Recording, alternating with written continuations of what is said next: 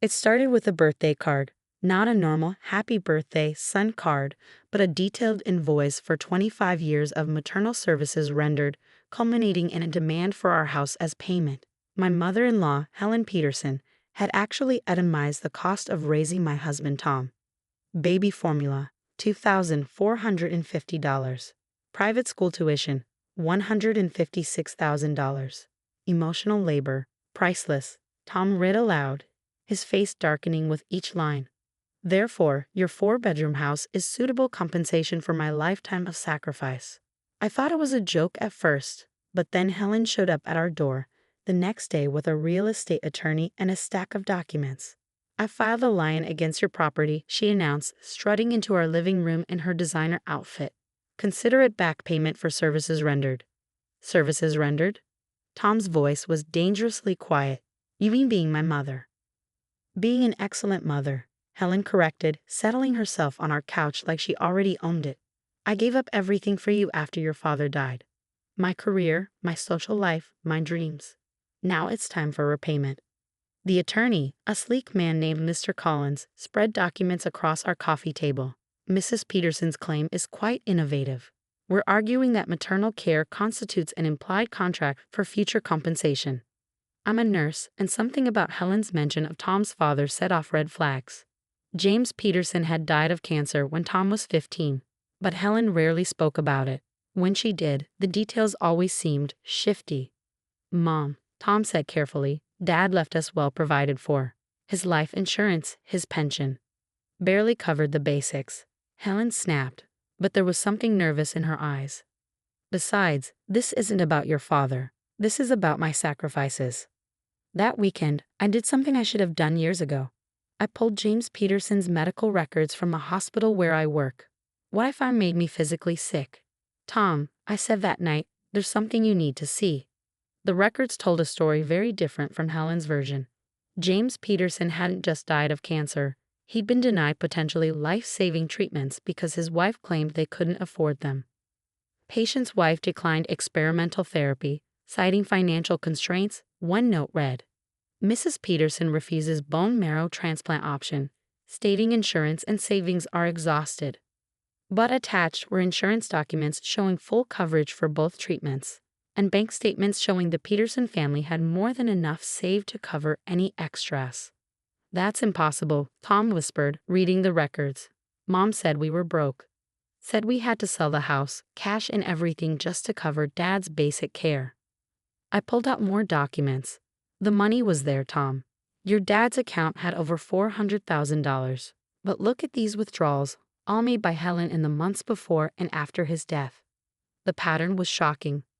$50,000 withdrawn the day after James declined experimental treatment. $100,000 transferred out when he was denied bone marrow transplant. $250,000 moved to a private account days before his death. She let him die, Tom said, his voice breaking. She had the money to save him, and she let him die. But there was more. I found a letter James had written to his doctor, never sent. Dr. Roberts, I know Helen is telling you we can't afford more treatment. Something's wrong.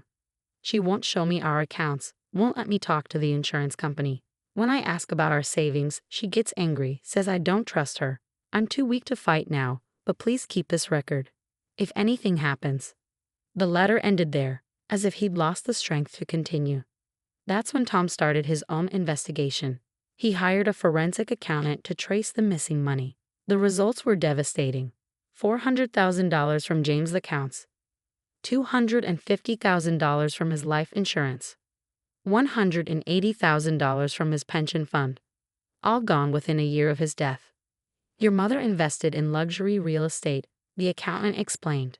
Condos in Florida, a villa in Spain, all purchased with your father's money while he was being denied life-saving treatment. Helen's demand for our house wasn't just about greed. It was about covering her tracks. She needed to maintain her story of sacrificing everything for Tom, if anyone looked too closely at her actual finances. We confronted her at her weekly tennis club lunch, where she was bragging to friends about her upcoming property acquisition. Mom, Tom said, dropping the medical files on her table. Let's talk about Dad's cancer treatment, the ones you said we couldn't afford. Helen's perfectly made-up face went pale. That's ancient history. This is about my sacrifices. Sacrifices? Tom opened the files. Like sacrificing Dad's life so you could buy beach condos? The treatments you said we couldn't afford, while you were transferring his savings to your private accounts. Her tennis friends grew very quiet, watching the scene unfold. You don't understand, Helen started, but Tom wasn't finished. I understand perfectly. Dad could have lived. The insurance would have covered it. The savings were there. But you wanted that money for yourself. I made investment decisions, Helen began. You made murder decisions, Tom cut her off. You killed him by denying him treatment, then stole his money while his body was still warm. Helen stood up, switching to her society lady persona. I don't have to listen to these ridiculous accusations. Actually, you do, I said, as two police detectives approached her table. The DI is very interested in insurance fraud and medical negligence causing death. The next 72 hours exposed the full horror of Helen's calculated cruelty. The police investigation uncovered not just financial fraud, but a pattern of medical neglect that bordered on premeditated murder. Your mother didn't just deny your father treatment, Detective Martinez explained, spreading timeline evidence across our dining room table. She actively interfered with his care. We found nurses' notes about her intercepting pain medication, delaying critical treatments, even canceling doctor appointments without his knowledge. The evidence was methodical and chilling. March 15. Helen cancels bone marrow consultation. March 16. Transfers $100,000 to offshore account. March 20. Tells doctors family can't afford treatment. March 21. Places deposit on Florida condo. March 25. James reports increasing pain. March 26. Helen begins shopping for luxury cars. She was literally spending his treatment money while he suffered, Tom whispered, reading the timeline. Planning her new life while he died in pain. But it got worse. The forensic accountant found Helen's detailed notebooks, revealing her calculated approach to James's death. James too weak to check accounts now. Start moving larger sums. Research Florida property markets, need him to decline experimental treatment, too expensive, would cut into real estate funds. Pain making him suspicious, must control access to doctors. The hospital staff came forward with more memories. Sarah, a night nurse, recalled Helen's odd behavior. Mr. Peterson would beg for his pain medication, but Mrs. Peterson insisted on controlling the doses. She'd tell us he was exaggerating his pain, that we shouldn't enable him. Now I understand. She wanted him confused and weak so he couldn't question her about money. Dr. Roberts, James's oncologist, provided the most damning evidence. James tried to tell me something was wrong. He'd ask about treatments Helen claimed were denied by insurance. But when I checked, the coverage was there. She'd intercept calls from our office, cancel appointments, then tell him they were unavailable. Helen's lawyer tried to negotiate a plea deal. My client was under tremendous stress, making difficult financial decisions. Difficult financial decisions? Helen exploded. She watched my father die in agony while shopping for beach houses with his treatment money. The prosecutor was building an airtight case. Beyond the financial fraud, they were considering charges of medical neglect and elder abuse. Helen's careful notes provided evidence of premeditation. Must ensure James doesn't speak privately with doctors. Story must remain consistent. No money for experimental treatments. After he's gone, wait 6 months before first major purchase. Maintain grieving widow appearance. Helen's response to the evidence was pure narcissism. From her jail cell, she called family members, claiming she was the victim. I was protecting our assets, she insisted. James would have wasted everything on treatments that might not have worked. I made smart investment decisions. But her own words condemned her. Police found recordings on her phone, conversations with her real estate agent while standing in James's hospital room. Yes, I can view the condo next week. No concerns about funds. My current situation will be resolved soon. The money will be fully available in a matter of months. She'd been planning her luxury life while watching her husband die. The hospital's ethics board launched their own investigation, horrified they'd missed the signs. They implemented new protocols for suspected medical neglect and financial abuse. Your father's case will save others, Dr. Roberts told Tom. We're now required to speak privately with patients about treatment decisions, regardless of what family members say about finances. Tom found more evidence in their old house. Letters his father had tried to mail, seeking help. Something's wrong with Helen. Money's missing. She won't let me see doctors I need. If you get this. The letters were never sent. Helen had intercepted them all. Then came the evidence that broke Tom completely. A video recording found on James's old phone, made during one of his last lucid days. Tom, if you're watching this, I'm sorry. I think your mother is letting me die. The pain is, I hear her on the phone, planning trips, talking about investments. There should be money for treatment, but she says we're broke. I'm too weak to fight now. Please forgive me for not being stronger. I love you, son. Remember me as I was, not what she's reducing me to. The video ended with James gasping in pain, Helen's voice in the background demanding he take a sleeping pill. Tom watched it alone in our bedroom, then didn't speak for 2 days. Meanwhile, Helen's carefully constructed social image crumbled. Her country club friends, initially supportive, turned away as evidence of her cruelty emerged. The luxury real estate agent who'd helped her buy properties with James's money provided copies of all their communications. She was shopping for beach houses while her husband was dying. The agent testified.